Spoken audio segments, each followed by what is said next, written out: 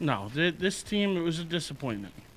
You're disappointed in the Knicks? Everybody is. If you're a Knicks fan, everybody was waiting for the Indiana series and then for the Knicks to get by Indiana and face the Heat. If the Knicks got to the Eastern Conference Finals against the Heat, win, lose, or draw, it was a good season for the Knicks. Without reaching that, it was a disappointment. See, they were the number 2 seed. They had home court advantage. They blew it. Sorry, the Knicks should be kicking themselves. Woodson should be kicking himself. He got outcoached by Frank Vogel. Roy Hibbert dominated Tyson Chandler. His manhood, completely stripped from him. J.R. Smith, he might as well just re-sign with the Knicks now because why the hell not? I mean, that playoff series, the whole playoffs really killed his stock in trying to get paid next year. I still think somebody will end up paying him. That I do agree with. I do think somebody will keep paying or somebody will pay. But I hope. Listen, I hope it's not the Knicks. You can't have a streaky shooter like that. I would give more time next year to Copeland and some other guys. I would get rid of that 6th man of the year. I would let him go start somewhere else, make more money somewhere else, and save that money on the cap. So, in other words, you're disappointed, yet the whole season ended up being a disappointment. But you do remember that when this season first started, that the majority of Knicks fans, before the 18-5 start, before anything got started this year, most Knicks fans were hoping to avoid a sweep in the first round and maybe win the first round series, possibly make the second round interesting.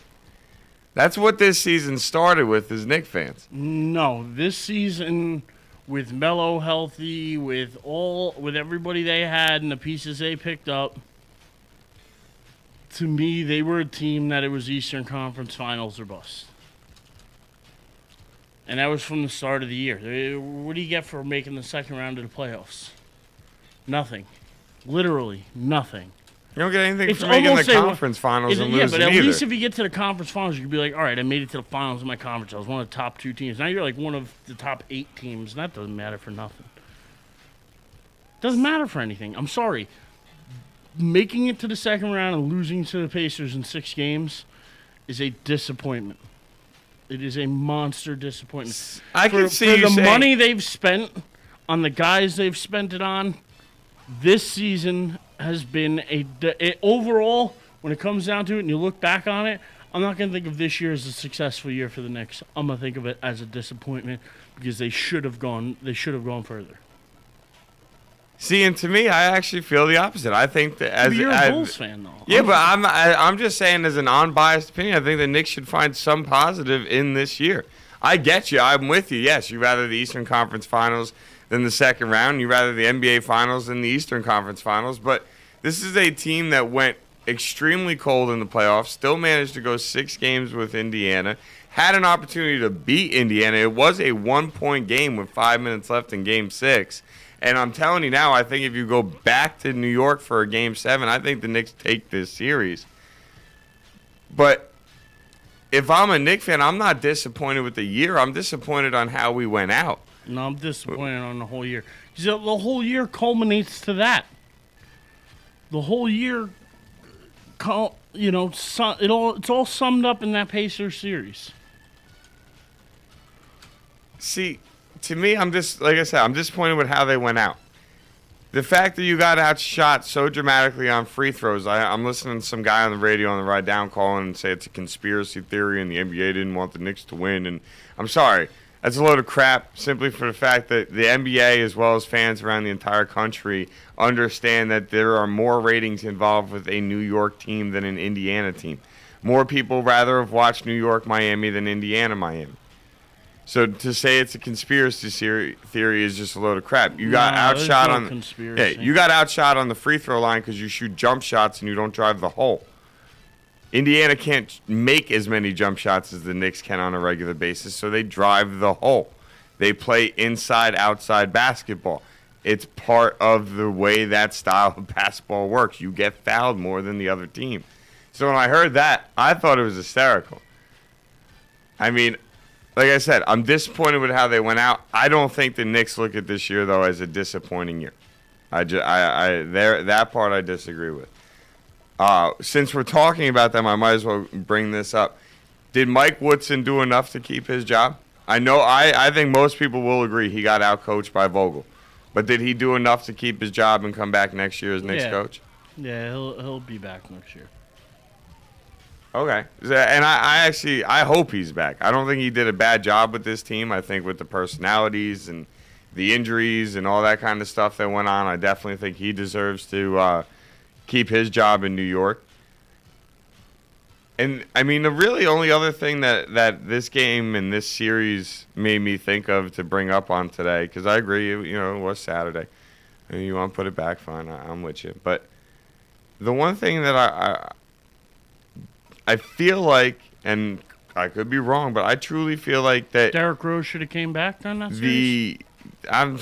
Whatever, dude. You're like my friends that are just bitter Knicks fans. Let's pick on the injured guy. I'm just saying, you're about to pick on my Knicks. No, I want to ask you. I want to ask a question. Do you feel like the Knicks waited too long to play Copeland? No, listen. That's all Woodson's decision. This is where Woodson got outcoached. I don't think it had anything to do with Copeland's minutes. I think it had to do with limiting J.R. Smith's minutes, which he didn't do, like he said he was going to do. That was the bigger issue to me. The bigger atrocity is the fact that I don't care whether he gave the minutes to Copeland or if he gave them to Novak or if he gave them to anybody else on the bench.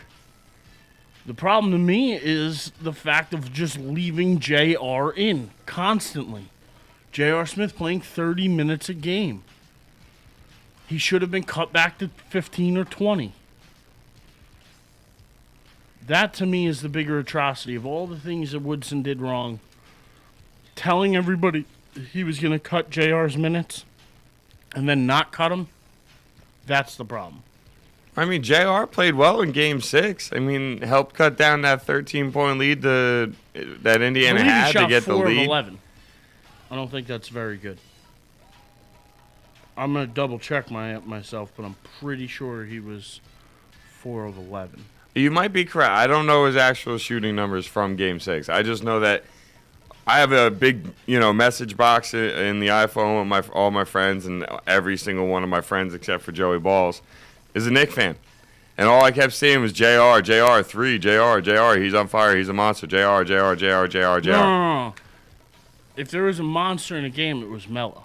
Melo was the one who had the good game. Melo was the one who was 15 of 29, shot over 50%. J.R. Smith was 4 of 15. So what your friends were talking about, I have no idea. 4 of 15. He probably hit all 4 in the run. He went 2 of 9 from 3, by the way. I guarantee you that's what it was. He probably hit all 4 of his shots during the run that the Knicks went on.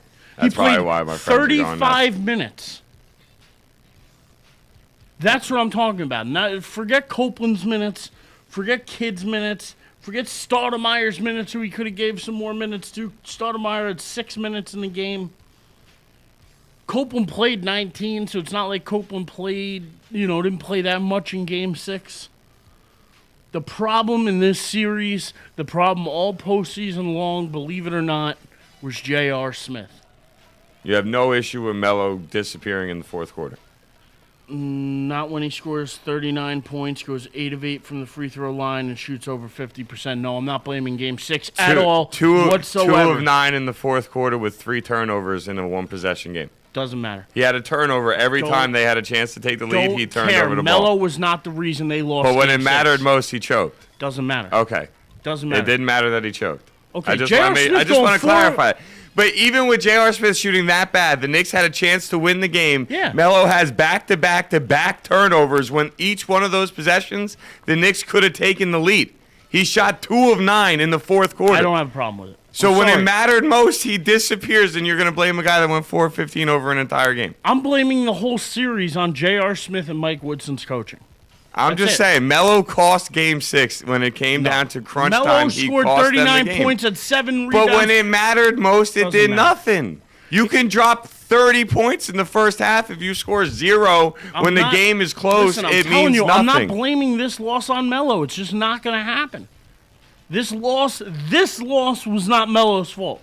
Game 6 was not Melo's fault. Melo did everything he could. Yeah, he turned over the ball. Okay. He might as well not have been on the court. That's what I get what you're saying. He performed. When you look at the game as a whole, he gave you great numbers. But when it mattered the most in the crunch time, he choked. Listen, you can blame. So pretty much you're blaming Game 6 on Melo, though.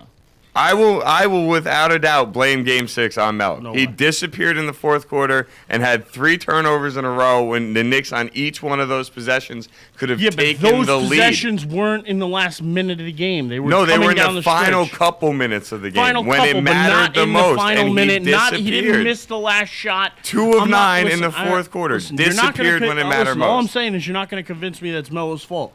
It's J.R. Smith's fault. It's Mike Woodson's fault. Carmelo Anthony doesn't get the blame for Game 6. You want to blame him for other games in the series? You want to blame him for the series overall because he's the superstar, quote-unquote, the face of the franchise? You want to blame him like everybody would blame LeBron if they lost, or Kobe, or Durant?